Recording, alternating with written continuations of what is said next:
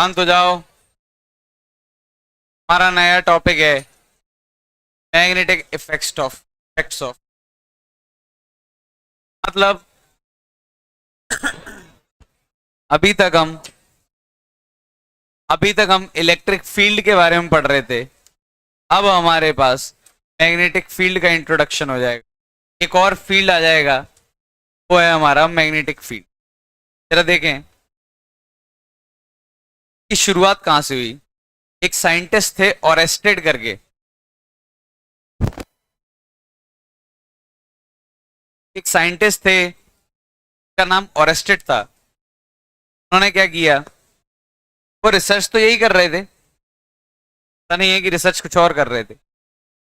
वो रिसर्च कर रहे थे कि क्या रिलेशन हो सकता है, क्या सच में कोई रिलेशन है करंट का और मैग्नेटिक फील्ड का, या फिर इलेक्ट्रिक फील्ड का और मैग्नेटिक। क्यों? तो करंट और इलेक्ट्रिक फील्ड ज्यादा अलग बात नहीं है। क्यों? करंट हमने देख चुका है। करंट होता है NEA-VD, और VD में भी एक इलेक्ट्रिक फील्ड आता है। यानी जहां जहां करंट है, मतलब मोशन ऑफ इलेक्ट्रॉन है, वहां इलेक्ट्रिक फील्ड जैसी चीज तो आनी ही आनी। यानी इलेक्ट्रिक फील्ड और करंट कोई अलग अलग चीजें नहीं है, थोड़ी बहुत सिमिलर चीजें ही हैं। लेकिन उनको ये नहीं पता था क्या करंट या फिर इलेक्ट्रिक फील्ड की वजह से कोई मैग्नेटिक फील्ड आ सकता है क्या। तो वो ये एक्सपेरिमेंट कर रहे थे और बहुत थक गए थे एक्सपेरिमेंट करते करते, कोई रिजल्ट नहीं आ रहा था। एक्सपेरिमेंट करते करते बहुत परेशान हो गए थे। जैसा जरूरी थोड़ी है तुरंत रिजल्ट आ जाएगा, ओ मुझे तो पता है रिजल्ट आ गया है। तो सालों लग गए उस चीज में। एक दिन ऐसे ही अचानक से साइंटिस्ट लोगों के पास कंपास वगैरह होता था पहले। कंपास कैसा होता है, देखा है डायरेक्शन में कंपास वर्क कैसे करता है। एक्चुअली क्या है, अर्थ के चारों तरफ भी एक मैग्नेटिक फील्ड है, साउथ से नॉर्थ। समझ में आ रहा है? अंदर अर्थ के और बाहर अर्थ के कुछ अलग, मतलब जो भी अर्थ के चारों तरफ एक मैग्नेटिक फील्ड है। वो कंपास क्या करता है, वो मैग्नेटिक फील्ड के डायरेक्शन में क्या हो जाता है, अलाइन हो जाता है। जैसे एक चार्ज है, चार्ज को तुम छोड़ो, वो किस डायरेक्शन में जाएगा, इलेक्ट्रिक फील्ड के डायरेक्शन में। जैसे चार्ज इधर जा रहा था, तुमने इलेक्ट्रिक फील्ड इधर लगाया, जब प्लस चार्ज है इधर जा रहा है, इलेक्ट्रिक फील्ड इधर लगाया, एक फोर्स इधर आएगा, थोड़ी देर बाद एक स्पीड इधर आएगी, थोड़ी देर बाद वो स्पीड बढ़ जाएगी। तो ओवरऑल इसका डायरेक्शन कैसे शिफ्ट हो रहा है, इलेक्ट्रिक फील्ड के डायरेक्शन। तो चार्जेस या कोई भी चीज किस डायरेक्शन में अलाइन होने की कोशिश करती है, इलेक्ट्रिक फील्ड। ऐसे ही मैग्नेटिक फील्ड के साथ जो कंपास है वो किस डायरेक्शन में अलाइन होना कोशिश, मैग्नेटिक फील्ड के डायरेक्शन। जैसे मुझे पता है कि मैग्नेटिक फील्ड नॉर्थ की तरफ होता है अर्थ का, और मैं ऐसे खड़ा हूं, मुझे पता नहीं है नॉर्थ ये, मुझे पता है मैग्नेटिक फील्ड किस तरफ होता है, नॉर्थ की तरफ। कंपास भी किस तरफ अलाइन होगा, नॉर्थ की तरफ। कंपास इधर अलाइन हो गया, नॉर्थ है साउथ है। आ रहा है मैं क्या बोल। तो ऐसे वो डायरेक्शंस का पता लगाते हैं। मैं कंपास लिया, मैंने देखा जिस तरफ वो अलाइन कर रहा है वो डायरेक्शन से पता, डायरेक्शन नॉर्थ पता चल गई, तो बाकी पता क्या होगा फिल्मों में, उत्तर की तरफ पूछ, है ना वो लोग। तो वो ऐसे ही डायरेक्शन पता करते थे। लेकिन ये नहीं पता था कि करंट का क्या रिलेशन है, करंट और मैग्नेटिक फील्ड या इलेक्ट्रिक फील्ड और मैग्नेटिक फील्ड अलग अलग। तो उनकी जेब ऐसा कहानी है, अभी एकदम सच तो उनको ही पता होगी क्या है। तो ऐसा किताबों में लिखा है कि वो ऐसे कंपास पकड़े हुए थे या फिर जेब में था कुछ लोग। कंपास में क्या हुआ, जैसे करंट कैरिंग वायर थे उनके आसपास, अच्छा खासा करंट था उनके आसपास, एक्सपेरिमेंट चल रहा था। ऐसे ही उन्होंने कंपास हाथ में था, ऐसे ही देखा उन्होंने कंपास इधर उधर हिल रहा है। एक्सपेरिमेंट वो कुछ और कर रहे थे, ढूंढना तो चाह रहे थे, लेकिन उस समय वो कुछ और एक्सपेरिमेंट कर रहे थे। इस चीज के बारे में उन्होंने सोचा नहीं था। देखा ये कंपास क्यों मूव कर रहा है यार, मैं सोचा शायद ऐसा होगा कि ये नॉर्थ डायरेक्शन। मैं बोला नॉर्थ डायरेक्शन है तो भी क्या हुआ, ये ऐसे ऐसे क्यों मूव कर रहा है इधर नॉर्थ डायरेक्शन। तो उन्होंने देखा इस साइड में वायर है, करंट कैरिंग वायर है, मतलब करंट है, करंट वहां है, और मैं ये कंपास इधर उधर डायरेक्शन शो कर रहा है। तो इस करंट की वजह से क्या पता आसपास कोई मैग्नेटिक फील्ड हो, तभी तो वो ऐसे डायरेक्शन शो कर रहा है। तो उन्होंने सोचा शायद ऐसा हो सकता है, ये बढ़िया चीज मिल गई। करंट कैरिंग वायर या करंट है तो करंट के आसपास एक मैग्नेटिक फील्ड हो जो कि दिखता नहीं। इलेक्ट्रिक फील्ड कहाँ दिखता है, कोई भी फील्ड दिखता थोड़ी है ऐसे। तो उन्होंने बोला कि शायद महसूस किया जा सकता है, कंपास में महसूस हो रहा था कि वो, ऐसे ही उन्होंने सोचा कि करंट कैरिंग वायर की वजह से क्या हो सकता है, आसपास तो होता भी है। ये करंट कैरिंग वायर है, करंट ऊपर जा रहा है, इसके चारों तरफ ऐसे सर्कल में क्या होते हैं, यहाँ भी होगा थोड़ा बड़ा सर्कल, फिर और बड़ा सर्कल, फिर और बड़ा सर्कल, तो उसके चारों तरफ उससे निकलती हुई पल्स, गोल गोल, पानी में पत्थर फेंकते हो, पल्स निकलती है, ऐसा ही मैग्नेटिक फील्ड है, करंट कैरिंग वायर है तो उसके चारों तरफ ऐसे बड़ी पल्स होती है, चारों तरफ मैग्नेट। तो ओरेस्टेड ने इसकी शुरुआत की थी, लेकिन सबसे पहले तो हम बिल्कुल स्टार्ट करेंगे कि वही पॉइंट से जो मैंने इलेक्ट्रोस्टैटिक्स में स्टार्ट किए थे, charge at rest produces electric field. Charge अगर रेस्ट पे है वो इलेक्ट्रिक फील्ड प्रोड्यूस करता है, magnetic field produce, magnetic field भी क्या है, एक वेक्टर क्वांटिटी है, और किस में मेजर करते हैं मैग्नेटिक फील्ड, टेस्ला में, वेक्टर क्वांटिटी है, डायरेक्शन है, मेजर करते हैं टेस्ला में, साइंटिस्ट है, पहले टेस्ला नहीं। हाँ तो मैग्नेटिक फील्ड की SI unit Tesla, vector quantity है, तो हमने बोला चार्ज अगर रेस्ट पे है तो वो इलेक्ट्रिक फील्ड प्रोड्यूस करता है, मैग्नेटिक फील्ड नहीं, और सही बात है, हमने देखा भी एक चार्ज क्यू है तो उसकी वजह से किसी भी आर डिस्टेंस पे इलेक्ट्रिक फील्ड आएगा, A Q by R square, direction ये वाला, सही है। हमने बोला, अब हम बोल रहे हैं charge, charge moving at constant speed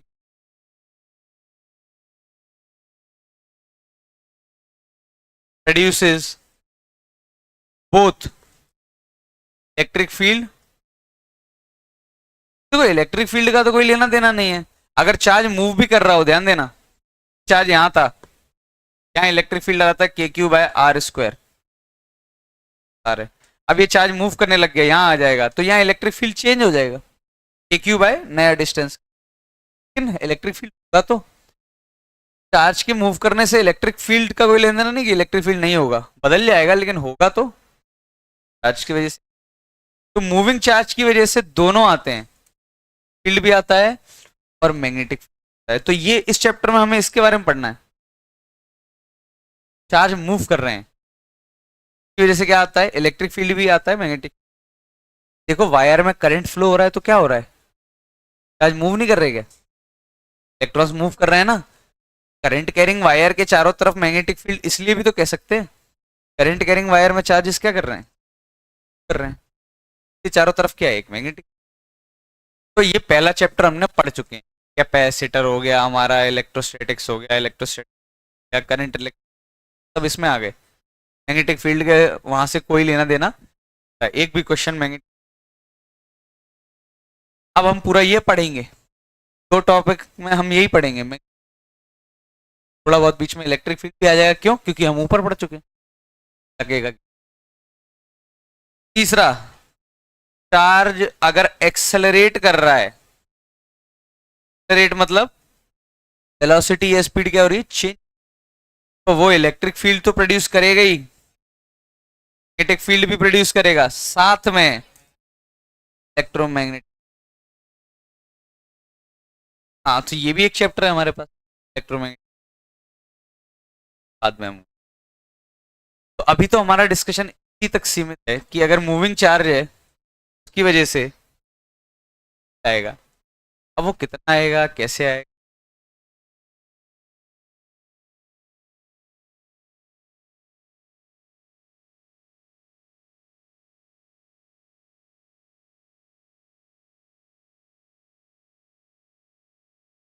फटाक से लिखो इसको,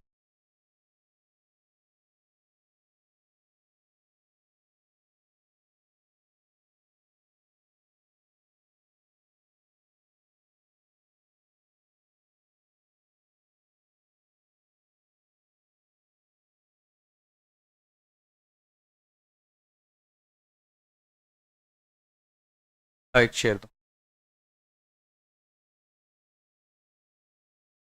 ये ले लूं, अरे टूटी,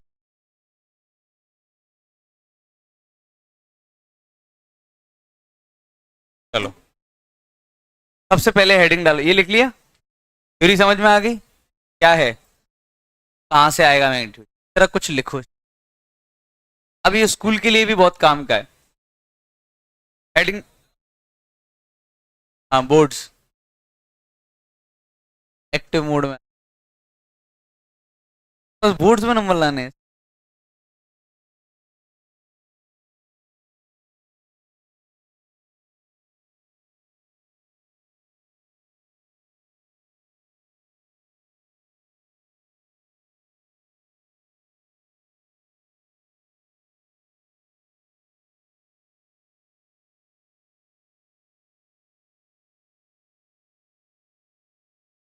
देखो मैं जो स्टेटमेंट्स लिखवा रहा हूँ वो स्कूल में काम आ जाएंगे।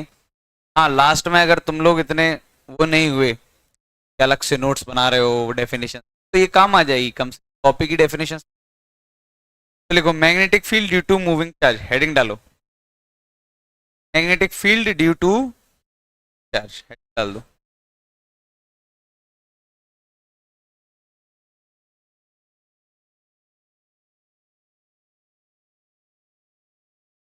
डाल दी heading. Electric field is produced, electric field is produced around a charged particle. Electric field around a charged particle, whether it is or moving around a charged particle. However, magnetic field or magnetic if the charged particle is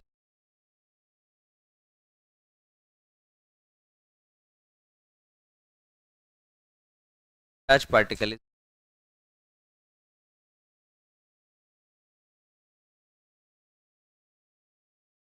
consider a particle of charge q, the particle charge q velocity, the particle of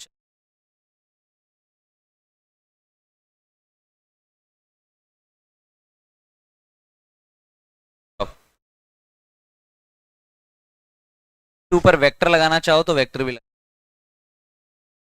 अब आगे, if the position vector of point P,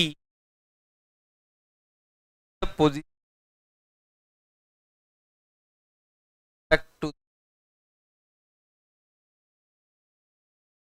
to the given instant vector of point to the given in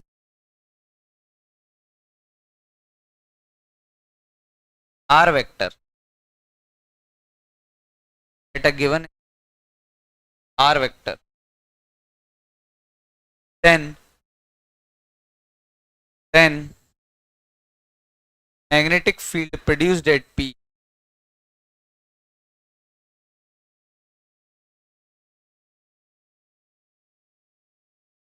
the magnetic field produced at P due to moving charge particle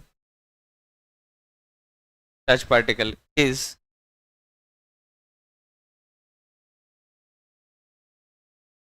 not by 4 pi, ये लिख r by mod r। मैं बता रहा हूँ ये क्या समझा रहा हूँ, डेफिनेशन लिख लिया यहाँ तक पूरा नहीं। Electric field is produced around a charged particle, whether it is stationary or moving. However, magnetic field is produced if the charged particle is. Consider a particle of charge q with velocity. The position vector of point P with respect to the source point at given instant r vector. Then the magnetic field produced at P is at P, तो moving charge particle लिखना naught by 4 pi q P cross r by mod r q. Mu naught की value है, mu naught को बोलते हैं permeability of, मैं समझा देता हूँ, डायग्राम भी बनाना है इसको। तो ऐसा कुछ खतरनाक चीज नहीं, सिंपल चीज लिखी, चार्ज स्टेशनरी है तो इलेक्ट्रिक फील्ड आएगा, और चार्ज अगर मूविंग है तो इलेक्ट्रिक फील्ड और मैग्नेटिक फील्ड आएगा। उन्होंने बोला कि मान लो ये कोई चार्ज है, उसके पास कोई स्पीड है या फिर कोई वेक्टर है, वेलोसिटी वेक्टर है, जैसे ये रहा वेलोसिटी, चार्ज पार्टिकल इधर जा रहा है, कोई पॉइंट रैंडम कोई पॉइंट ले लो जैसे पॉइंट पी। अब चार्ज मूव कर रहा है तो मूविंग चार्ज की वजह से मैग्नेटिक फील्ड होगा, हर जगह कुछ ना कुछ मैग्नेटिक फील्ड होगा। तो उन्होंने बोला किसी पॉइंट पी पे अगर तुम्हें मैग्नेटिक फील्ड निकालना है तो पहले उस चार्ज से उसको कनेक्ट करो और इस वेक्टर को नाम दो, कौन सा वेक्टर, आर वेक्टर। पॉइंट पे जहां तुम्हें निकालना है पोजीशन क्या होगी उस चार्ज से, आर वेक्टर। अब तुम फॉर्मूला लगाओ, magnetic field at P is mu naught by 4 pi. ये तो कांस्टेंट है म्यू नॉट बाय 4 पाई, कैसे कांस्टेंट है, ये बिल्कुल वैसा है के जैसे आता था इलेक्ट्रोस्टैटिक्स, 1 के की वैल्यू, एप्सिलॉन नॉट की वैल्यू तुम्हें के की वैल्यू पता होती थी, एप्सिलॉन नॉट की पता होती थी, यहाँ पे म्यू नॉट की वैल्यू पता है 4 पाई इंटू 10 की पावर -7, अगर रखोगे भी तो सिर्फ 10 की पावर -7। फॉर्मूला आया mu naught by 4 pi q, q मतलब charge, P cross r by mod r q. तो ऐसे याद रखता हूँ, क्यू तो स्केलर है, ये भी स्केलर है, ये तो कांस्टेंट है, स्केलर स्केलर स्केलर, ये तो नंबर्स आएंगे ना। मॉड आर क्यूब भी तुम्हें पता होगा, मॉड आर क्यूब मतलब इसकी लेंथ का क्यूब, ऊपर वेक्टर लिखा है, ऊपर वेक्टर है, पी क्रॉस आर मतलब पी से आर की तरफ क्रॉस लिया, क्रॉस प्रोडक्ट लेना आता है सबको, से आर की तरफ क्रॉस लिया तो थंब का जो डायरेक्शन है वही डायरेक्शन होगा, यानी इस पॉइंट पे मैग्नेटिक फील्ड अंदर होगा। कहां होगा मैग्नेटिक फील्ड, अंदर। तो ये फॉर्मूला लगाना है हमें, दिख रहा है गंदा लेकिन बार बार यूज करेंगे, बार बार देखेंगे तो अपने आप रट जाएगा।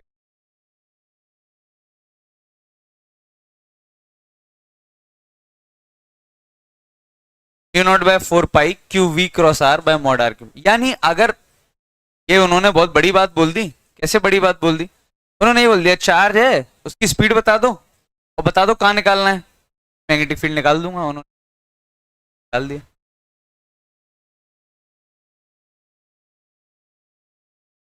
4 पाई इंटू 10 की power -7 permeability of free space, और एप्सिलॉन नॉट क्या होता था, परमिटिविटी ऑफ फ्री स्पेस। जो परमिटिविटी होती है वही क्या बन जाती है, परमिएबिलिटी। एक्चुअली दोनों में बहुत ज्यादा डिफरेंस नहीं है, तो इलेक्ट्रिक फील्ड ये थोड़ी कॉमन कॉमन सी चलेंगी, तो सेम नहीं कि फॉर्मेट में, जैसे वहां पे क्या आता था यहाँ पे ये आएगा।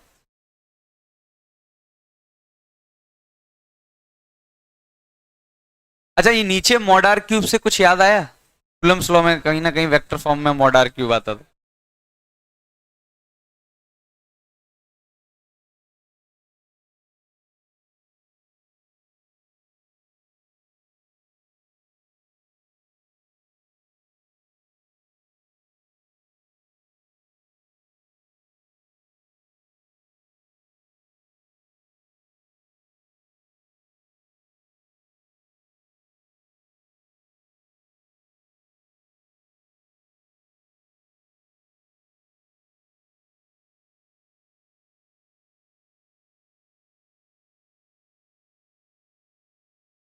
क्या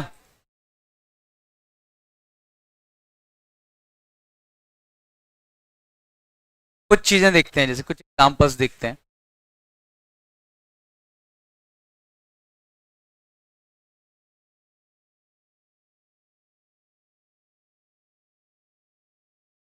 ध्यान देना। अच्छा अब मैग्नेटिक फील्ड का डायरेक्शन जो है, देखो ये आई हो गई, ये जे हो गया, ऊपर वाला क्या हो गया के। ये लोग क्या करते हैं इस पूरे चैप्टर में, बाहर की तरफ है के, तो मैग्नेटिक फील्ड अगर इस बोर्ड से बाहर की तरफ आ रहा है तो उसको हम के कैप बोल देते हैं, वो के कैप की जगह कभी कभी इस साइन से डिनोट करते हैं, और अंदर की तरफ है अगर ऐसा है तो उसको क्रॉस से तो बोलते हैं इनसाइड प्लेन, और इसको बोलते हैं आउट ऑफ प्लेन। तो जैसे ये प्लेन है, मैग्नेटिक फील्ड इसके बाहर आ रहा है, क्या बोल देंगे, आउट ऑफ प्लेन, और ऐसे डिनोट कर देते हैं। ठीक, अब जैसे कुछ एग्जांपल देखते हैं। इसी एक चार्ज क्यू है, के पास स्पीड है वी नॉट, यहां से डी डिस्टेंस,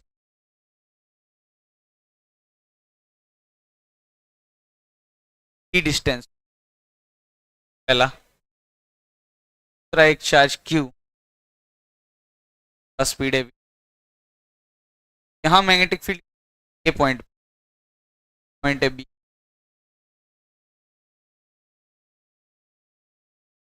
यहाँ पे क्या होगा, मैग्नेटिक फील्ड एट ए, बिना लिखे बताना है।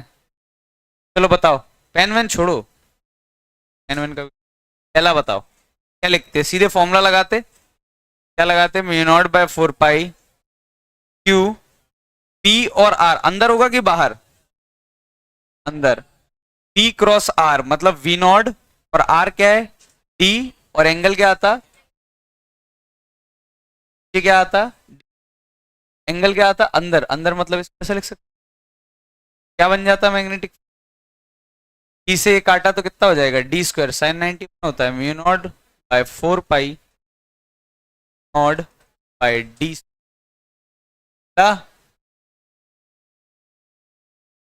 इधर बताओ क्या होगा, ए पे क्या होगा मैग्नेटिक फील्ड,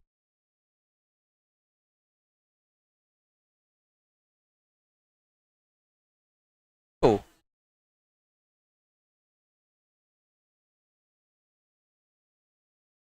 सही है, सही बात है कि V और R का कोई क्रॉस ही नहीं आएगा, इसी लाइन में ही तो है, का मतलब जिस वेलोसिटी के डायरेक्शन में अगर कोई पॉइंट है तो मैग्नेटिक फील्ड क्या हो जाएगा, पॉइंट्स इन डायरेक्शन ऑफ,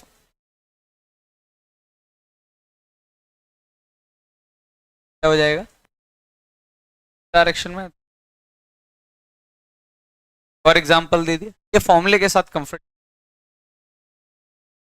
फिर से ले लो, ये क्यू है, मान लो वी नॉट, पॉइंट दे दिया मैंने तुम्हें ऊपर डी डिस्टेंस, राइट, नहीं हाँ, ऊपर डी डिस्टेंस, डायरेक्शन बताओ कितना हो, डायरेक्शन बताओ, पी क्रॉस आर इधर आएगा, आंसर आई कैप में आएगा, और फॉर्मूला तो तुम लगा ही दोगे अगर d distance, naught by 4 pi naught d by 990, direction तुम्हें पता है पहले से, बाय 4 पाई बाय डी,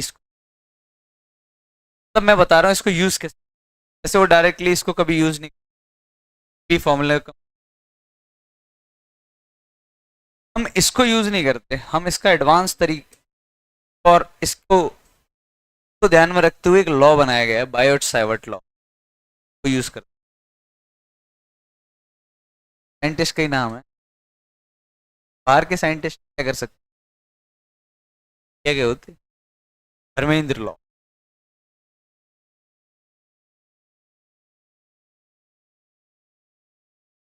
कुछ भी हो सकता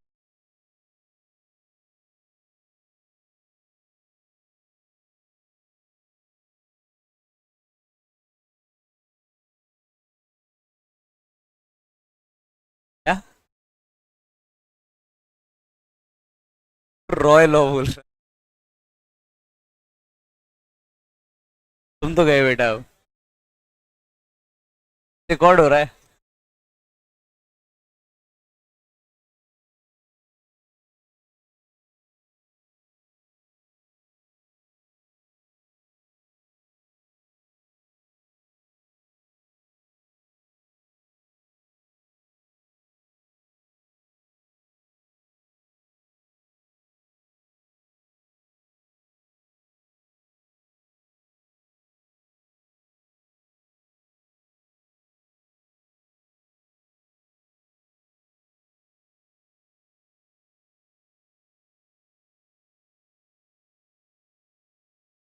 तो ध्यान देना, लिख लिया गया ये?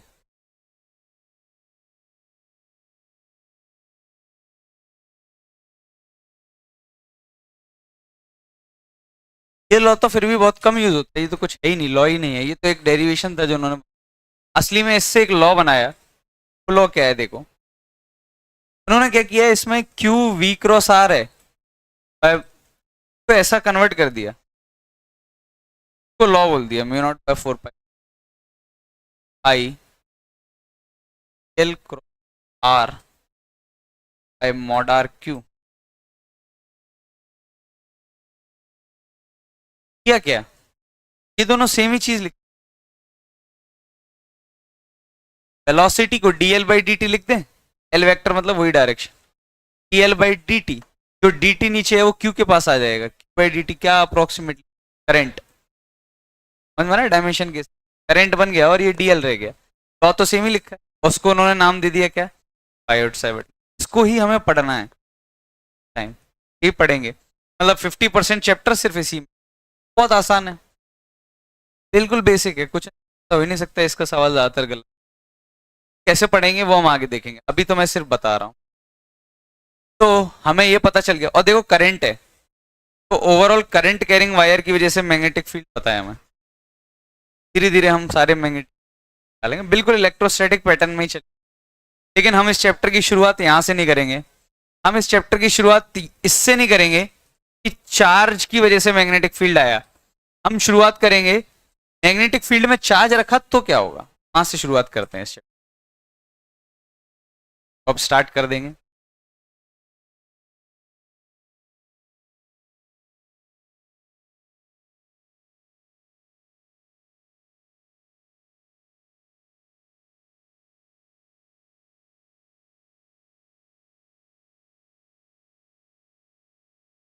तो अभी तो मैं ये इंट्रोडक्शन दे रहा हूँ, ये सब चीजें दोबारा अच्छे से आएंगी, इन डेप्थ आएंगी, बहुत ही आसान चैप्टर है, सिर्फ क्लास क्लास अटेंड करने से भी बहुत काम बन जाए, कोई दिक्कत नहीं आई, ऐसा नहीं है होमवर्क नहीं करना है।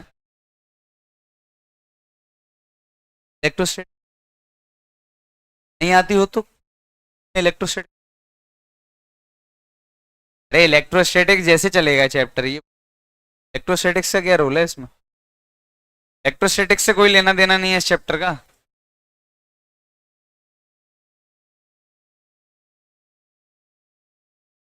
चलो अब स्टार्ट करते हैं हम हमारा सबसे पहला टॉपिक, ऑर्डर वाइज चलेंगे। ये तो मैं ये समझा रहा था कि अगर चार्ज मूव कर रहा है, चार्ज अगर मूव कर रहा है तो उसकी वजह से क्या आएगा, मैग्नेटिक फील्ड। अब वो मैंने फॉर्मूला लिखना नहीं चाह रहा था, फिर भी इसलिए लिख दिया, तुम बोलो कितना आता है ये भी तो बता दो, तो कितना आता है वो भी बता दिया, उसको यूज कैसे करेंगे वो। अब स्टार्ट करते हैं हमारा पहला topic, moving charge in magnetic field. मतलब मैग्नेटिक फील्ड तो है पहले से ही, जैसे इस रूम में मैग्नेटिक फील्ड है और मूविंग चार्ज छोड़ दिया तो क्या होगा ऐसा, ठीक, ध्यान देना, सबसे पहले सुन लो फिर करते रहे। तो उन्होंने बोला कि जैसे सबसे पहला, अगर चार्ज एट रेस्ट है, चार्ज रुका हुआ है, ध्यान देना, सबसे पहले वापस इलेक्ट्रोस्टैटिक्स पे आते हैं, चार्ज अगर रेस्ट पे है, चार्ज अगर रेस्ट पे है और ये इलेक्ट्रिक फील्ड में रखा हुआ है, इलेक्ट्रिक फील्ड है ई, तो फोर्स वेक्टर कितना आएगा, मतलब एफ कितना लगेगा इसमें, क्यू ई, इतना तो सबको मालूम है, फोर्स कितना आएगा क्यू ई, एक्सेलरेशन कितना आता है, फोर्स अपॉन मास, ये तो न्यूटन से हो जाएगा, टाइम एक्सेलरेशन इतना आएगा, वेलोसिटी किसी भी टाइम पे निकालनी होगी तो कैसे निकालेंगे, u प्लस ए टी, चल zero, q E by M into,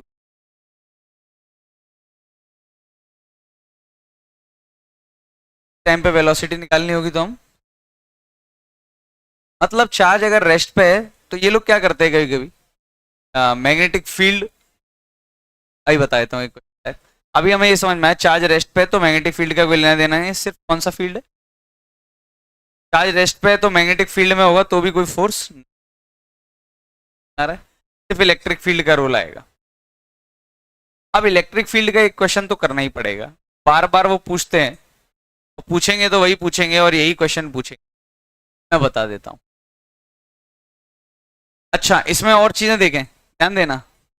force कितना आया, क्यूई, एक्सेलरेशन निकाल लेंगे, की डायरेक्शन में होगा एक्सेलरेशन, स्पीड भी निकाल लेंगे किसी टाइम पे प्लस 80 करके, किसी भी टाइम पे इसकी पोजीशन भी निकाल लेंगे, जैसे ये ओरिजिन है तो इसकी पोजीशन निकालूं तो कैसे निकालूंगा, S equal to plus 0, X coordinate आ जाएगा हाफ, ए कितना है पी बाय एम, ये कि नहीं है, और वाई कोऑर्डिनेट तो हमेशा क्या होगा, ट्रेजेक्टरी पूछे कोई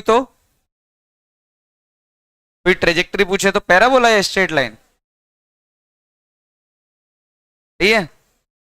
ये है केस वन, ध्यान देना इलेक्ट्रिक फील्ड की, केस वन। केस टू, ये रहा इलेक्ट्रिक फील्ड ऐसा,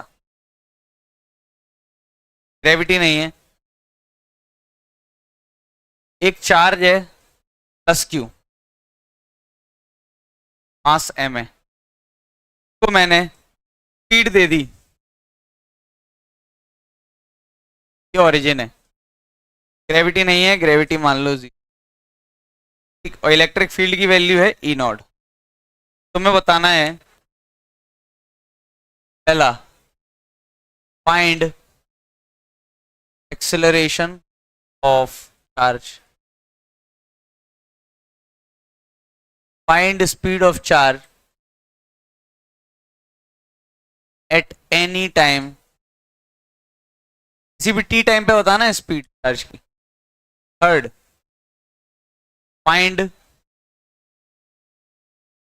acceleration of charge any time T, any time T क्यों निकाल रहा हूं, फिर टी की वैल्यू छापते रहेंगे, 2 सेकंड पर निकालना है तो 2 छाप देंगे, छाप देंगे। ट्रेजेक्टरी, इक्वेशन ऑफ ट्रेज,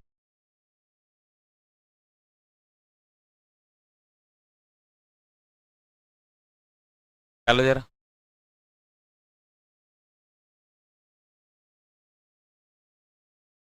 ये हटा दो इधर वाला, हो गया, इलेक्ट्रोस्टैटिक्स का है, लगा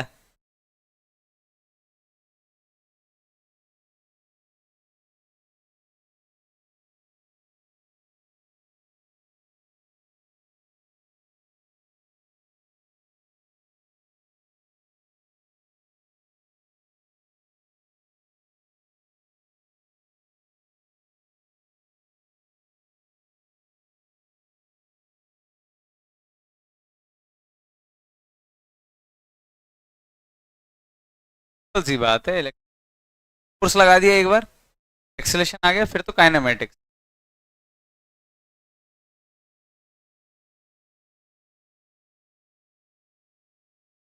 क्या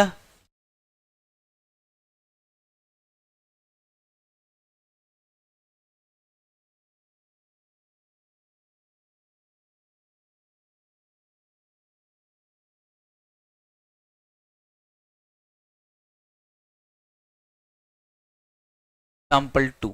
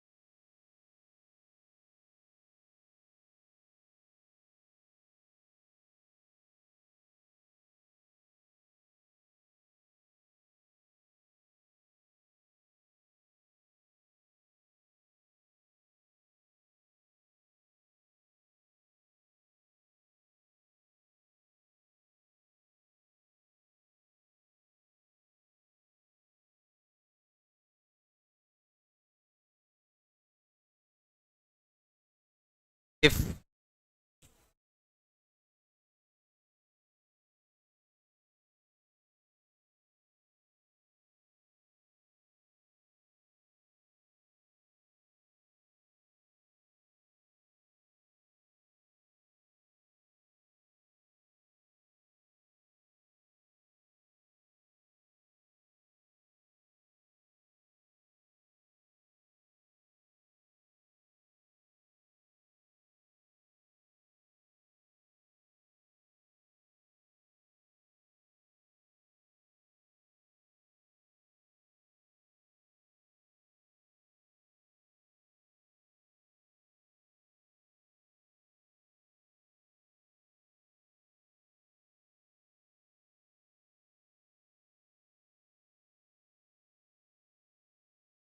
पूरा क्वेश्चन समझो ये वाला, ये जरूरी है, जरा ध्यान देना।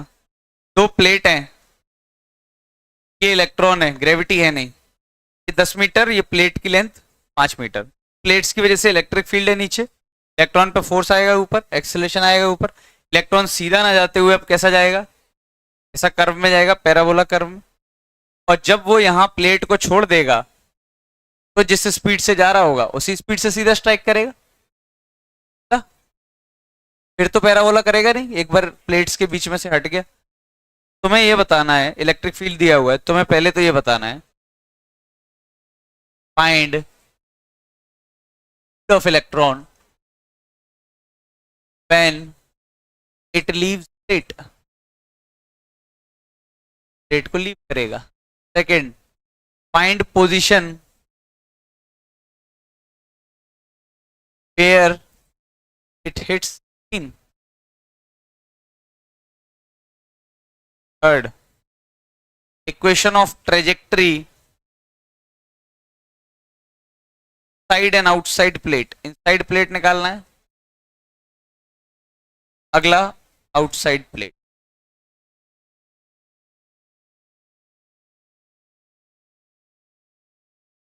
देख लें अच्छा आएगा क्या ना।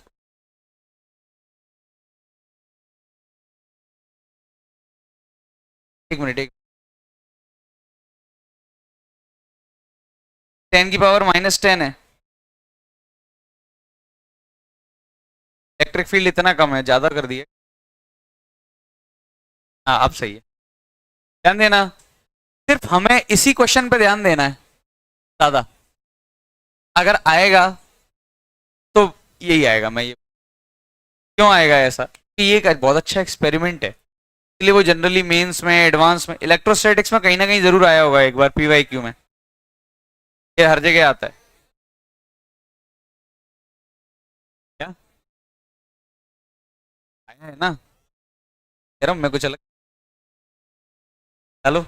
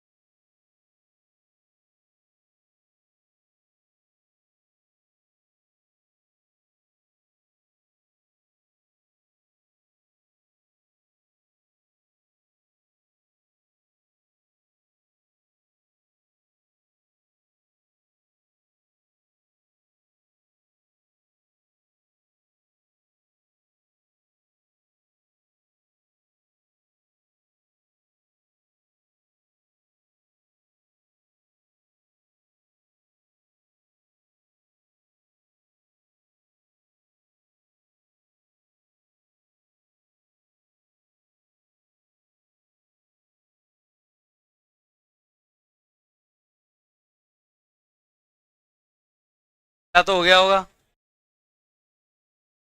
पहला जो भी वेरिएबल्स के फॉर्म नहीं दी।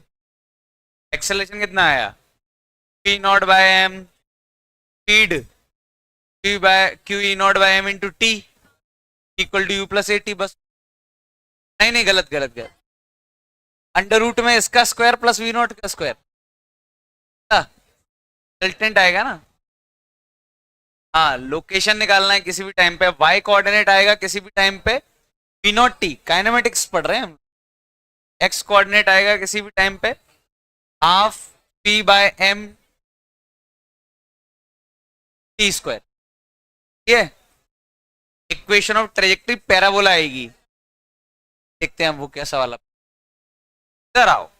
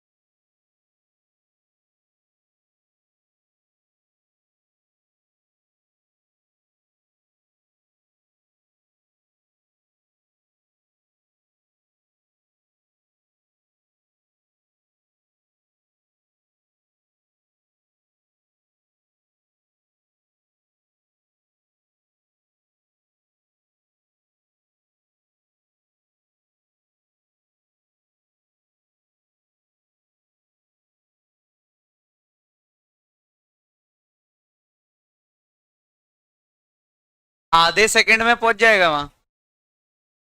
ये ऊपर की तरफ एक्सेलरेशन कितना आएगा, क्यू ई बाय एम की वैल्यू कितनी है, यही ना, 17 आ गई जैसे सपोज, 17 अगर आई, पर स्पीड कितनी आई, 17 एक्सेलरेशन आया ना, 17 इंटू 1/2, 17/2, 10 और 17/2 का रिजल्टेंट निकालना है। टाइम लेके कर लो, ये बहुत बार आ चुका है। फिर आएगा, क्या आएगा, ये एक एक्सपेरिमेंट है, साइंटिफिक एक्सपेरिमेंट है, बताता हूँ क्या। हाँ, 17 ये के ऊपर 17 स्पीड आई है ऊपर, और अच्छा आ गया, अंडर रूट के अंदर 17 का स्क्वायर प्लस 10। हाँ, मतलब अप्रोक्सीमेट निकाल लो, एग्जैक्ट निकालने की जरूरत नहीं।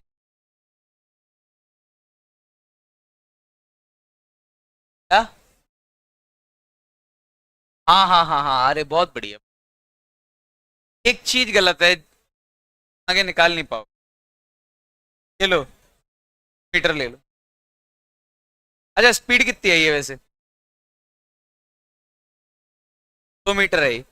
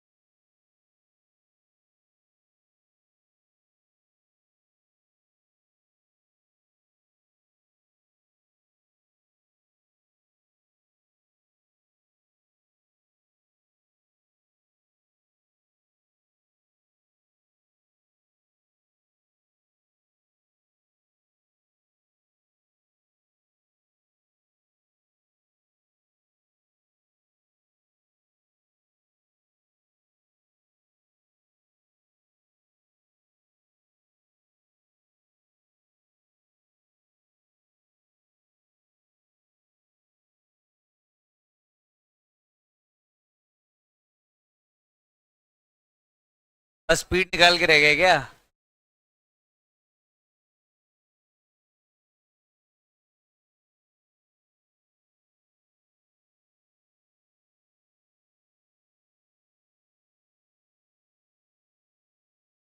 चलो देखो, जो गंदे तो आ रहे हैं लेकिन निकालने हैं।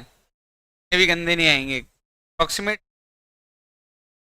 पहला, ध्यान दो, इस तरफ फोर्स आएगा, की वजह से इस डायरेक्शन में एक एक्सेलरेशन आएगा, q not by m. Acceleration तो पता चल गया, E naught by m. Direction भी लिखते रहना, आई कैप। स्पीड निकालनी है किसी भी टाइम टी पे। भाई ये ऐसा जाएगा किसी भी टाइम पे, उस पे ऊपर तो वी नॉट ही रहेगी। ऊपर वाली स्पीड कौन बदल रहा है? इस डायरेक्शन में स्पीड आ जाएगी, अभी कितनी थी? 0। थोड़ी देर बाद आ जाएगी t by m naught by M into t plus a t. तो किसी भी टाइम पे निकालना हो तो एक्सप्रेशन आएगा not square plus Q not by M into the whole. A I क्या? स्पीड, यानी वेलोसिटी का क्या? लोकेशन निकालनी है तो वाई कोऑर्डिनेट तो बहुत आसान। वाई कोऑर्डिनेट किसी भी टाइम पे लिखो, ये 0 से स्टार्ट हुआ और टी टाइम में कितना ऊपर जाता है? Not T. एक्स कोऑर्डिनेट किसी भी टाइम पे निकालना है, 0 से स्टार्ट हुआ और जाता कितना है? टी प्लस हाफ ए। तो एक्स कॉमा वाई ये मिल गए। अगर एक्स कॉमा वाई मिल गए तो अगला काम भी बन गया। एक्स और वाई के बीच में रिलेशन को ही क्या बोलते हैं? ट्रिजेक्टरी। टाइम की वैल्यू यहां से उठा के यहां छाप दी, दोनों को यूज कर लो। X equal to Q not by की जगह छाप दिया Y by B not, Y square by not square, तो यहां आ गया। ये तो एक कांस्टेंट टर्म बन गया, x equal to something into y square. तो ये कैसा बन गया? पैराबोला बन गया। कौन सा पैराबोला? सही बात है। ट्रेजेक्टरी कैसी होगी इसकी? Parabolic trajectory. इधर समझ में आया होगा। पहला वाला भी पूछा जा चुका है और ये भी पूछा जा चुका है और बार बार पूछते हैं।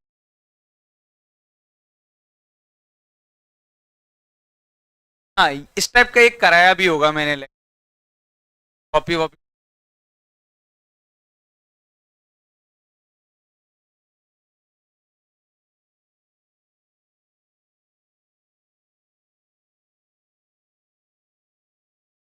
ध्यान दें, तो करने के लिए बता दूं कि बता दूं ना।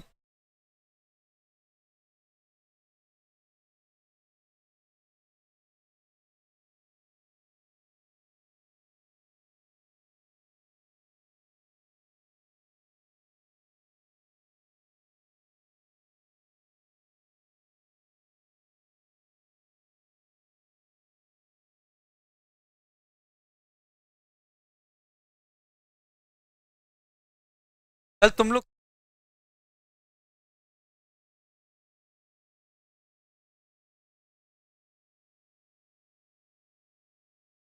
पढ़ने गए थे, पढ़ने।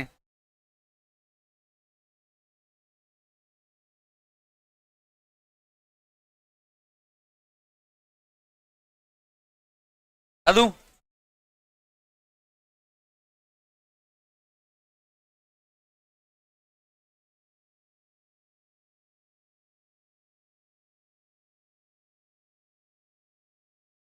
चलो एक काम करते हैं, इस क्वेश्चन को ये लिखा रहने दो, सेम टू सेम क्वेश्चन करता हूं, बस बिना डेटा के, मतलब वेरिएबल्स के फॉर्म। तो इससे ये क्लियर हो जाएगा करना क्या है। तो ये प्लेट थी, ये डिस्टेंस ले लो, कुछ तुम्हारी इच्छा है, बताओ कितना ले लूं, प्लेट के बीच की डिस्टेंस कितना ले लूं। वैल्यू नहीं लेना है, कुछ भी D1 ले लूं, D1। तो भाई D1 ले लिया। प्लेट की लेंथ कितनी ले लूं, L ले लिया। इलेक्ट्रिक फील्ड की वैल्यू कितनी ले लूं, और ले लूं, मेरा इलेक्ट्रॉन नॉट स्पीड से छोड़ा, क्या है इसके साथ, ग्रेविटी है नहीं, वरना नीचे भी mg आता है। एक ऊपर की तरफ फोर्स लगेगा E,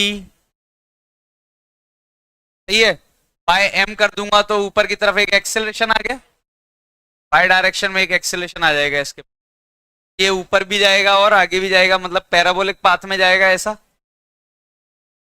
पैराबोला पाथ होगा इसका। सबसे पहला, speed of electron when it leaves the plate, जब ये प्लेट को छोड़ेगा, मतलब कहीं यहां पहुंच जाएगा, तब स्पीड क्या होगी। एक स्पीड है जो कांस्टेंट रहेगी, नॉट आई कैप में तो कांस्टेंट रहेगी, ए कैप में स्पीड कितनी हो जाएगी, ये लिखने के लिए बाय हम v equal to u plus a t लगा दे, इनिशियल जीरो थी, ए कितना था, और टाइम कितना लगा यहां तक पहुंचने में। एल लेंथ कवर करनी है, एल लेंथ कवर करनी है, कितनी स्पीड, एल बाय आ गई बाय स्पीड, सही है। जो भी गंदा आ रहा है हमें उससे मतलब नहीं है, बाय और इसका रिजल्टेंट निकालेंगे, वही तो होगी स्पीड। स्पीड कितनी आ गई, रूट के अंदर naught square by m v, ये पहला, शांत हो जाओ, ये पहला position where it hits the screen, ध्यान देना। अब स्क्रीन यहां पे थी सपोज, और स्क्रीन कितना दूर मान ली प्लेट से, तो D2 मान लें या L2 मान लो, जो मानना है मान लो। तो अब तो ये ऐसे ही जाएगा स्ट्रेट लाइन में, अब तो इलेक्ट्रिक फील्ड है नहीं, और यहां टकराएगा। तो उसके लिए पहले तुम्हें ये कोऑर्डिनेट तो पता हो, ये कोऑर्डिनेट पता है, अगर ये ओरिजिन दिया है, क्या था क्वेश्चन, एक्स कोऑर्डिनेट तुम्हें पता है L, वाई कोऑर्डिनेट क्या होगा, ये निकालना पड़ेगा, तो ये यहां से ही निकलेगा, पहले भी तो निकल सकता है। वाई कोऑर्डिनेट निकालने के लिए तुम्हें S equal to u t plus ये यू टी जीरो, ऊपर की तरफ हाफ ए टी, और टी कितना है L बाय वी नॉट, आ गया E naught L square by two, ये डिस्टेंस आया वर्टिकल डायरेक्शन में, तो यही कोऑर्डिनेट आ गया।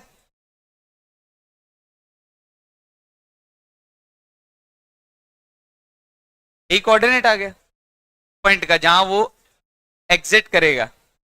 मैंने ये मान लिया कि D1 is very much greater than L by v naught, very much greater. क्यों ऐसा माना? यहां तक कोई दिक्कत नहीं। मुझे निकालना था पोजीशन वेयर इट हिट्स। अगर वो ये पूछ लेता position where it leaves the plate, L comma तो लीव कर रहा है प्लेट को, position where it hits the screen पूछ रहा है। देखो एक्स कोऑर्डिनेट तो पता है इसका, इस पॉइंट का L प्लस L2 जिला। वाई कोऑर्डिनेट पता करना है, वाई कोऑर्डिनेट ये तो पता है तुम्हें, इतना डिस्टेंस तो अभी निकाला तुमने, ये लिखा है। मैं निकालना है ऊपर को, और ऊपर कितना और जाएगा। मैं निकाल सकता हूं ऊपर का डिस्टेंस, ध्यान देना ये तो पहले से ही है, बस ऊपर का डिस्टेंस और ऊपर कितना जाएगा, L2 बाई वी नॉट। ये जिला जो नहीं है, बहुत फर्ज, पता नहीं तुम्हें नहीं आ रही है। ये y इतना चला गया और y कितना जाएगा, कितना टाइम लगा यहां से यहां तक जाने में, L2 बाई वी नॉट। इतने टाइम में ऊपर कितना जाएगा ये निकालना है। क्या वी वाई आएगा, हाँ वी नॉट नहीं आएगा, क्या आएगा, हाँ वी वाई, इसलिए समझ नहीं आ रहा था। देखो इतना एक्स कोऑर्डिनेट, इतना तो वाई कोऑर्डिनेट है ही, वाई कोऑर्डिनेट और ऊपर कितना जाएगा, ये वी वाई की स्पीड से ही जाएगा ऊपर, वाई की स्पीड आएगी, डाल चुके हैं M L by V naught, ये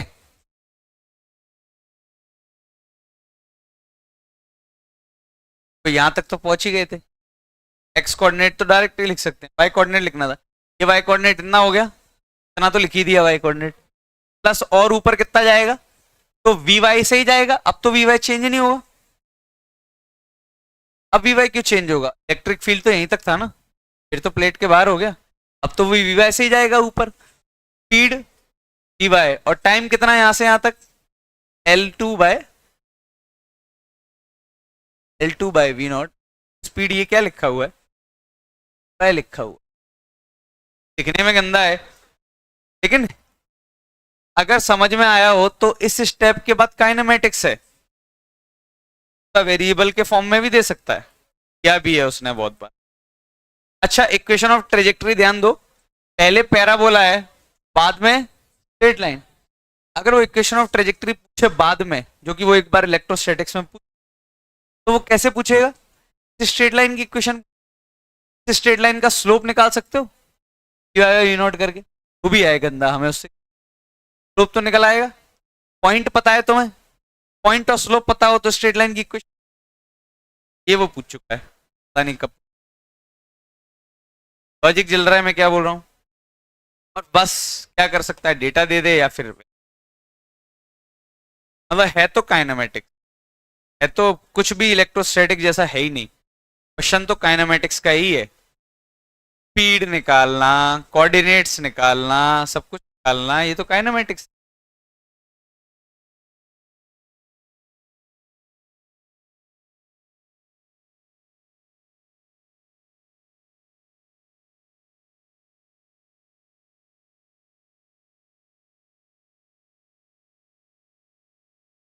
लिखो जरा फिर इसको।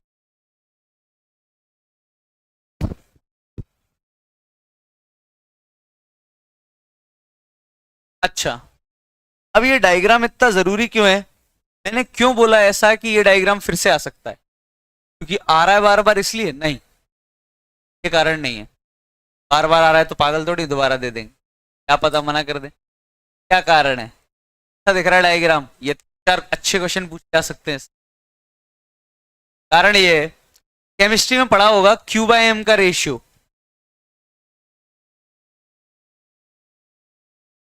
Q by M property define करता है किसी भी एलिमेंट में, जैसे क्यू बाय एम इलेक्ट्रॉन का अलग होता है, प्रोटॉन का अलग होता है, अलग अलग चीजों का क्यू बाय एम अलग अलग होता है।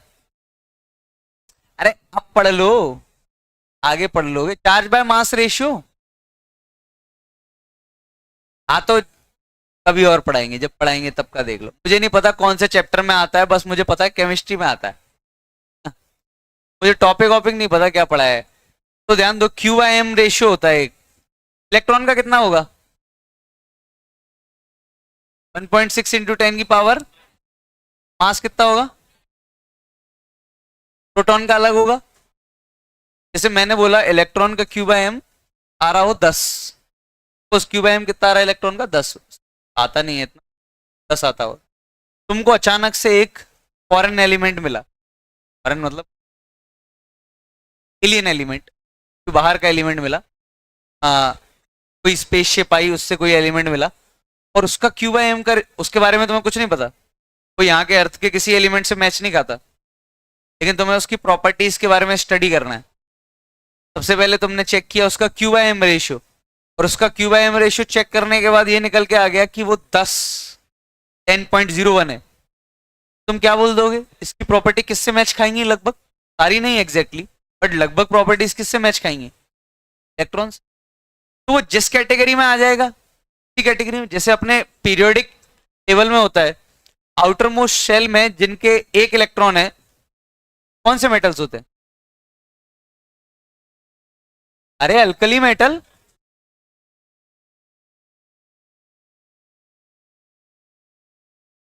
तब वैलेंस शेल में जिसके एक इलेक्ट्रॉन है, सोडियम। तो अब सोडियम जिनके एक ही इलेक्ट्रॉन है वैलेंस शेल में, वो सारे एक ही प्रॉपर्टी शो करते हैं, इसलिए तो वो एक ही ग्रुप में डाले गए। समझ में आ रहा है क्यों एक ग्रुप में डाले गए, क्योंकि उनके आउटर मोस्ट शेल में सबके में एक इलेक्ट्रॉन है, तो उनकी प्रॉपर्टीज देखी गई, क्लियर आ रही थी, तो उनको एक ही ग्रुप में डाला गया। ऐसे ही जिनका क्यू बाय एम का रेशियो सेम है, उनको एक सेट बोला जाएगा कि इन सब की प्रॉपर्टी लगभग सेम होंगी। मैं ये नहीं बोल रहा केमिकल, मैं ये नहीं बोल रहा फिजिकल, थोड़ी बहुत चीजें क्या होंगी, कॉमन होंगी। तो क्यू बाय एम निकालने के लिए सबसे अच्छी जुगाड़ है ये प्लेट, वो नया एलिमेंट बना उसकी जुगाड़ निकालने के लिए सबसे अच्छा। जैसे कि ध्यान देना, जैसे एक चार्ज है क्यू, और अगर मैंने इन दो प्लेट्स के बीच में इसमें रख दिया, तो इस पे एक फोर्स लगेगा नीचे mg, ध्यान देना। और इलेक्ट्रिक फील्ड तो हमारे हाथ में है, रेगुलेटर इलेक्ट्रिक फील्ड का हमारे हाथ में, बढ़ाएंगे तो बढ़ जाएगा, घटाएंगे तो इलेक्ट्रिक, और हमें पता भी है हमने बढ़ा के कितना कर दिया है, हमें पता है हमने घटा के कितना। तो हमने सपोज इलेक्ट्रिक फील्ड ऐसा लगाया कि क्यू कहाँ लग रहा है, ऊपर, मतलब उल्टा कर दूं, प्लस प्लस नीचे, माइनस माइनस, तो हमें ये पता चल जाएगा। जैसे ही हमने 10 इलेक्ट्रिक फील्ड लगा, ये गिर गया, पता चल गया mg क्यू से बड़ा है इसलिए गिर गया। फिर हमने थोड़ा और इलेक्ट्रिक फील्ड बढ़ाया, देखा फिर गिर गया, अभी भी इलेक्ट्रिक फील्ड उतना नहीं हुआ। फिर हमने एक इलेक्ट्रिक फील्ड फिक्स किया, उस पर ये यहीं रुक गया इक्विलिब्रियम में, तो हवा में है चार्ज, यहीं रखा हुआ है हवा में, तो हमने क्या बोला, हाँ अब आ गया मजा, क्यू किसके बराबर हो गया होगा, क्यू बाय एम का रेशियो कितना हो गया, ई। ये दुनिया को पता है कि हमारे रेगुलेटर से हम क्या उसका क्यू बाय एम का रेशियो मिल गया हमें, क्या कैलकुलेशन थी, साइंटिस्ट क्या छोटा बच्चा कर लेगा। समझ में आ रहा है मैं क्या बोल रहा हूँ। और क्यू बाय एम पता चल गया तो तुम्हें पता चल गया ये किसके क्यू बाय एम से मैच कर रहा है, जो हमारे पास अर्थ पे अवेलेबल है, जिससे मैच कर रहा है उससे प्रॉपर्टीज इसकी क्या होंगी, मैच करेंगे। ये सही वाला इंस्ट्रूमेंट है, इसलिए इस पे क्वेश्चन इतनी बार पूछे गए हैं और आगे ही पूछे जाए।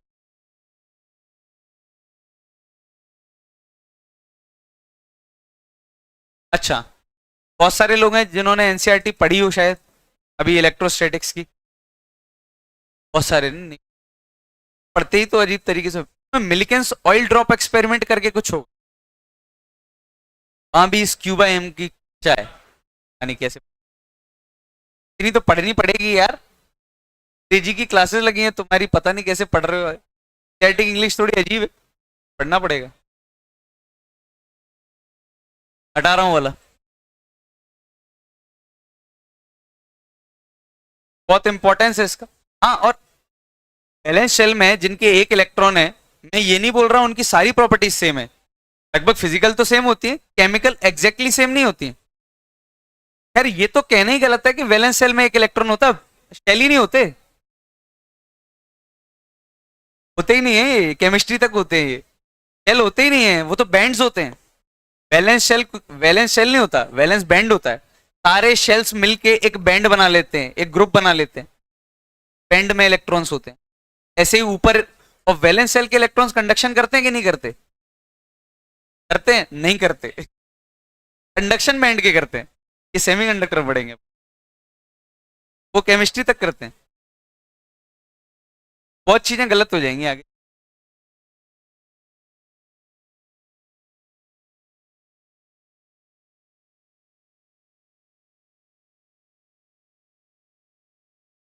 ये भी गलत है। ये क्यों गलत है मैं बता रहा हूं, ये क्यों गलत है। तुमने क्या बोला, इलेक्ट्रॉन का कैसा नेचर है, पार्टिकल नेचर। एक बॉल मान के सॉल्व कर दिया तुमने, इलेक्ट्रॉन को क्या मान के सॉल्व कर दिया, यहाँ पे बॉल मान लिया, सीधे जा रही है, स्पीड आ गई, ये सब आ गई। तो लोगों ने लेकिन ये एक्सपेरिमेंट किया, जैसे स्क्रीन लगाई उन्होंने, मैं स्क्रीन पे फ्लोरोसेंट लगा दूं, जिंक सल्फाइड केमिस्ट्री, चमकता है, मारो तो चमकेगा। तो जैसे मैंने ZnS लगा दिया, यहाँ जिंक सल्फाइड लगा दिया, और मैंने बीच में ऐसी ऐसी छोटा सा एक होल टाइप का बना लिया जिससे इलेक्ट्रॉन्स जा सके, और मैंने यहाँ से बहुत सारे इलेक्ट्रॉन्स डाले। कैसे जाने चाहिए इलेक्ट्रॉन्स, यहाँ चमकना चाहिए, लेकिन हकीकत में करने पे यहाँ चमका, यहाँ चमका, यहाँ चमका, यहाँ चमका।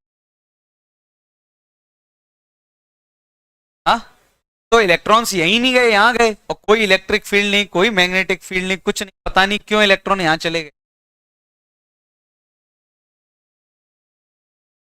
और फैलती तो सिर्फ वेव है, पार्टिकल क्यों फैलेगा। कार चल रही है, फैल गई, तो जिस चीज का वेव नेचर होगा वही फैलेगा, मतलब इलेक्ट्रॉन का वेव नेचर है, तो यहां वो तुमने माना नहीं, मतलब ये सब गलत है, मतलब पूरी फिजिक्स गलत है। हर चीज में तुम्हें वेव नेचर मानना पड़ेगा, लेकिन पढ़ना है, पेपर में आएगा। तो इलेक्ट्रॉन्स ऐसे जाते ही नहीं है, तो फैल जाएंगे। मतलब तुम अगर ये एक्सपेरिमेंट करना चाहो और सोचो कि यहाँ चमकेगा, नहीं, बहुत जगह चमकेगा, और तुम्हें ये भी नहीं पता चलेगा। खैर अब पता चल जाता है कहाँ चमकेगा, मैक्सिमाज आएंगे इस जगह, वेव ऑप्टिक्स में पढ़ेंगे, जहां जहां मैक्सिमा आएंगे वहां वहां चमकेगा।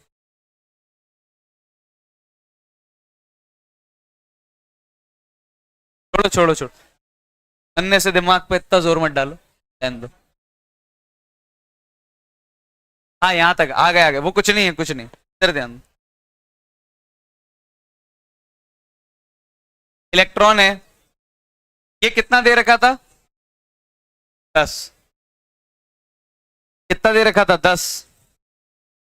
इस पे फोर्स कहाँ आएगा, ऊपर, एक्सेलरेशन आएगा Q E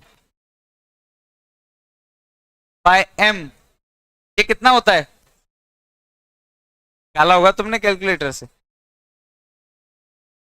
3.2 बाय, अरे एक काम करते, 3.2 को 3 मान लेते हैं, 9.1 को 9 मान लेते हैं, 1/3 इंटू 10 की पावर 33 पॉइंट समथिंग आ रहा है, ये तो 35 पॉइंट, तो मैंने मान लिया ये 35। कॉन्सेप्ट से मतलब है, language. Speed of electron when it leaves the plate, 10, और ये कितना हो जाएगा, टाइम लगा आधा, ये 17 के आसपास, सब कुछ आसपास निकाल रहा हूं मैं, एग्जैक्ट नहीं निकाल रहा हूं। स्पीड आ गया √17², जो भी।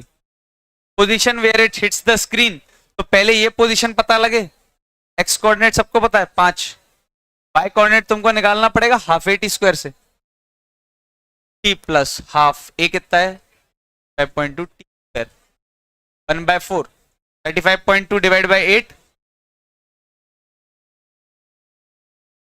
4 पॉइंट, मान लो 4.4 के आसपास, इक्वल टू ना लगाते हुए ये लेते चलो हर जगह। पोजीशन आई 4.4, 5,4.4, ये तो ये पोजीशन आई है जहां वो लीव कर रहा है प्लेट को, लेकिन हमें तो स्क्रीन पे निकालनी है, तो स्क्रीन पे एक्स कोऑर्डिनेट हो जाएगा 7, 5 और 2 7, वाई कोऑर्डिनेट हो जाएगा 4.4 प्लस, ऊपर अब 17 से जाएगा, कितनी देर के लिए, 2/10, 1/5 सेकेंड के लिए।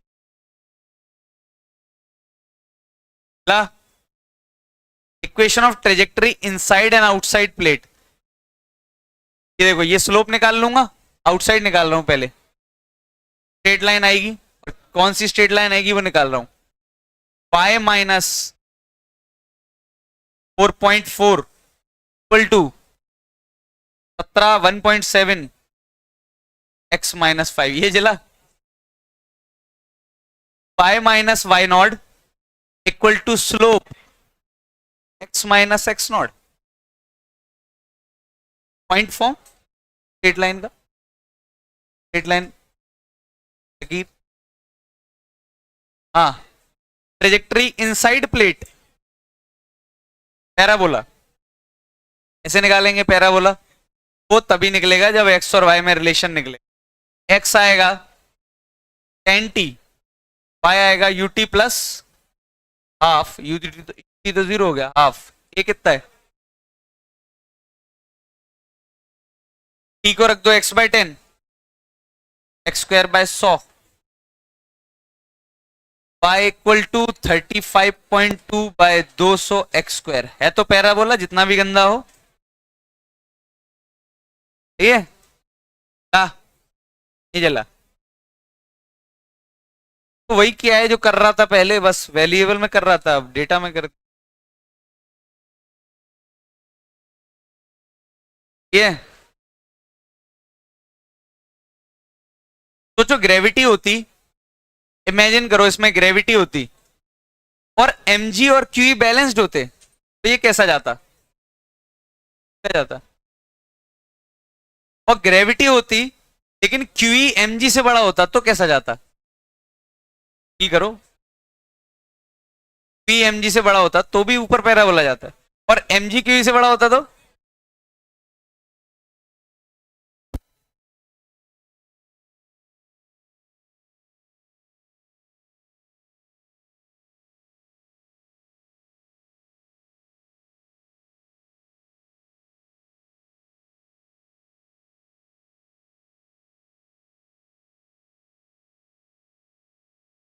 हाँ, तो ये calculation scientific point of view से भी जरूरी इसलिए है क्योंकि रुदरफोर्ड अल्फा पार्टिकल एक्सपेरिमेंट सुना हो तुमने, न्यूक्लियस से इलेक्ट्रॉन डाइवर्ट कर गए, तो कितना एंगल से डाइवर्ट किए उसने ऐसे ही पता लगाया था, स्क्रीन रख दी थी पे टकराए थे इलेक्ट्रॉन्स, देखा दूर टकराए मतलब कितने एंगल पे डाइवर्ट कर गए।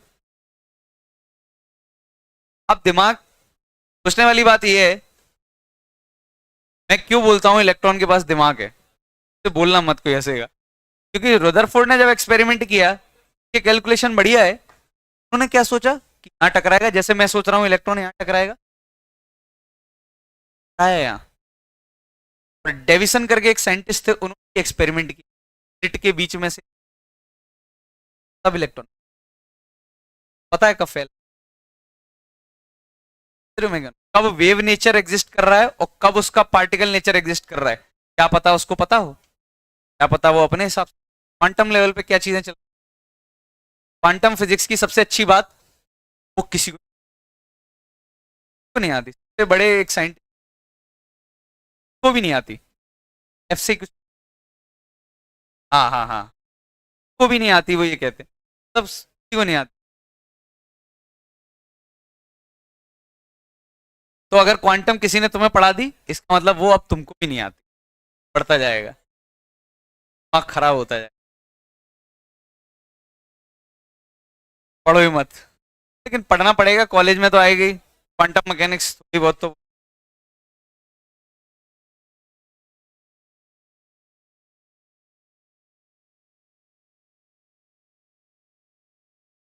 हाँ, स्टार्टिंग तो यहां से हो जाती है क्वांटम की, श्रोडिंगर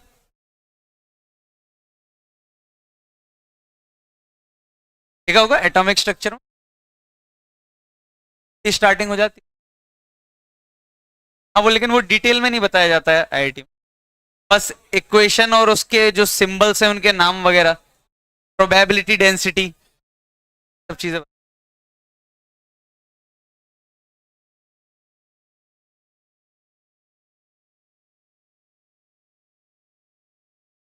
बढ़ते हैं। अगर चार्ज मैग्नेटिक फील्ड में मूव कर रहा है तो क्या होगा, ये तो इलेक्ट्रिक फील्ड में कैसे मूव कर रहा है पता चल गया। तो मैंने क्या किया, कोई मशीन ली और उस मशीन से मैंने मैग्नेटिक फील्ड प्रोड्यूस कर ली।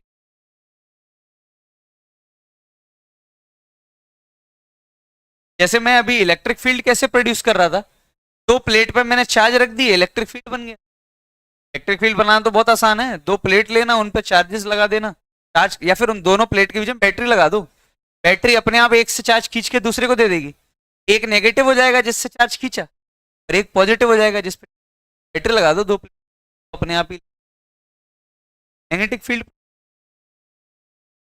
यार मशीन भी नहीं चाहिए, मैग्नेटिक फील्ड कौन प्रोड्यूस करता है? करंट। मैग्नेटिक फील्ड को एक तरीके से इलेक्ट्रिक फील्ड प्रोड्यूस करता है और इलेक्ट्रिक फील्ड को मैग्नेटिक प्रोड्यूस करता है, प्रोड्यूस करते हैं। और यही इलेक्ट्रोमैग्नेटिक दोनों एक दूसरे को बनाते हुए चले जाएंगे, तो दोनों एक दूसरे को बना सकते हैं। मतलब यहाँ जो मैग्नेटिक फील्ड मैंने बनाया होगा वो किससे बनाया होगा? इलेक्ट्रिक फील्ड से बनाया होगा। मैं बता नहीं रहा हूँ कैसे बना होगा, बस बनाया होगा।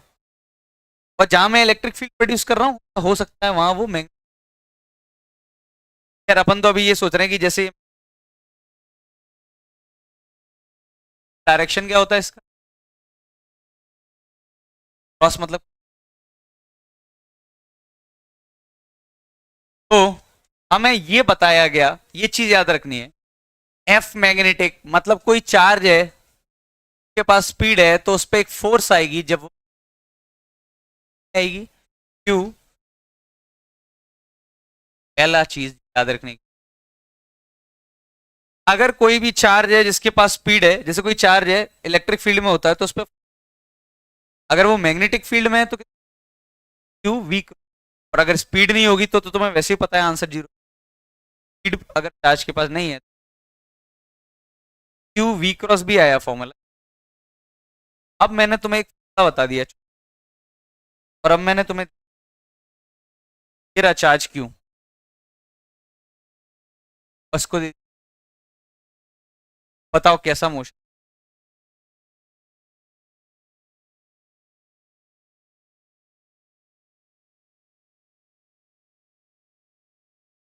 टेस्ला टेस्ला माइनस के।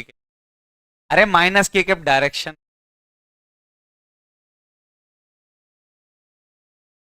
हाँ ये बताओ, ग्रेविटी नहीं है, इस चार्ज को स्पीड दे दी, कैसा मोशन होगा? तुम्हारे पास हिंट है, straight line, parabola, ellipse, hyperbola, circle. Circle भी ले लो उस बेचारे को। हाँ सारे जितने भी पैराबोला, जो भी अपने मुंह से बोल रहे हैं मुझे पक्का पता है उन्होंने कुछ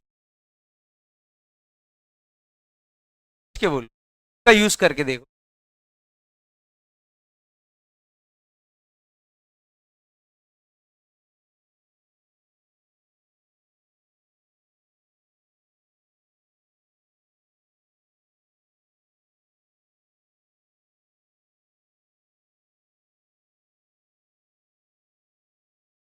कितने लोग बोल रहे हैं parabola? Straight line, tips, parabola ना, स्ट्रेट लाइन। कितने लोग स्ट्रेट लाइन वाले हैं? अरे हाथ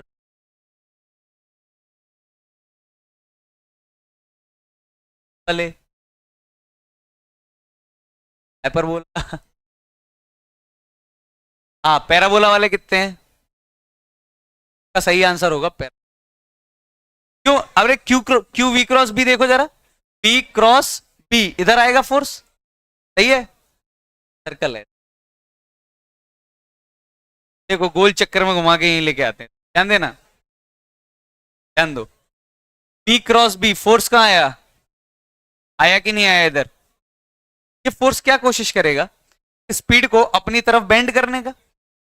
तो ये स्पीड ऐसी ना रह जाते हुए थोड़ी देर बाद ऐसी होगी, इस डायरेक्शन में होगी। समझ में आया? फिर वी क्रॉस बी किधर आएगा? इधर आएगा। फिर ये और मुड़ेगी, जब ऐसी हो जाएगी हॉरिजॉन्टल, फिर वी क्रॉस बी कैसा आएगा? इधर आएगा, सर्कल में लगाएगी। तो ये जो फोर्स के डायरेक्शन है, ये डायरेक्शन में, इधर की डायरेक्शन में। देखो ऐसे थी, मोड़ा, फिर और मोड़ा, फिर और मोड़ा, फिर और मोड़ा, ये काम मोड़ने का ही तो कर रहा है ना, मैं क्या बोल। और अगर ये काम बस मोड़ने का कर रहा है तो स्पीड वी नॉट ही रहेगी। क्या वी नॉट को क्या सेंट्रीपिटल एक्सेलरेशन कर सकता है?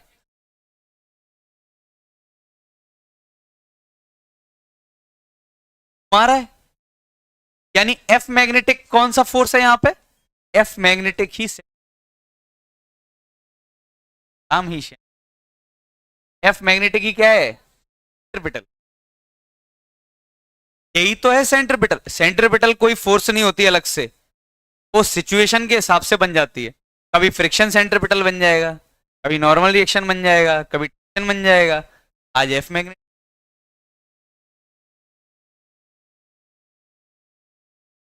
आ रहा है, मैं क्या बोल, मैग्नेटिक सेंट्रिपिटल है।